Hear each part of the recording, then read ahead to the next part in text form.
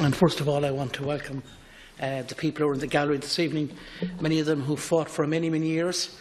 And I suppose many of the politicians are aware of the dangers of fracking. And I have to say, Cancorla, it was you people who educated me when I went to meetings in Carrick-on-Shannon and other parts of the region in terms of the possible dangers of fracking. And once I became, I could engage with you and I followed it up, I see the devastation that fracking has caused in many parts of the world. I was Mayor of Roscommon County Council 2011-2012, and we were actually the first county in Ireland to propose that fracking would not come into our county, because it would affect North Roscommon, by the way, which now is a big tourism area, and we're building on tourism, and that's what we want to do.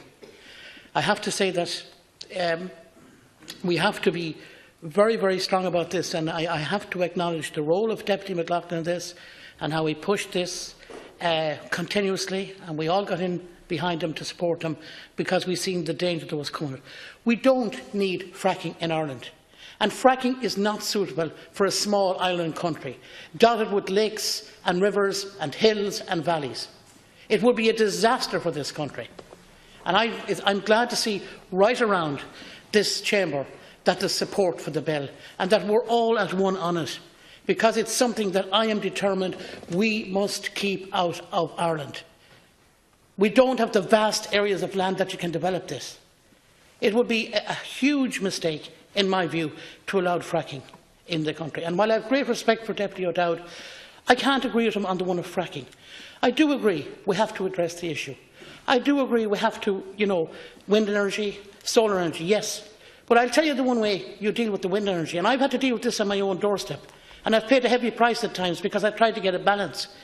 The government need to put legislation in place in relation to wind farms, and that will mainly solve that issue.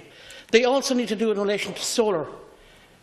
There is no planning being granted for solar at the moment, or Borpanala won't pass them on the basis that there is no legislation. There is no legislation there, and the government are really falling behind on this issue. We have a brilliant tourism product that we can deal with and develop in our locality, in Roscommon, in Leitrim, in the Midlands and West.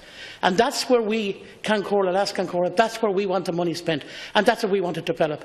And I have a good message for Deputy Ryan. I have a lot of the smaller farmers coming to me and saying, we know that climate change is there. We know it's a reality.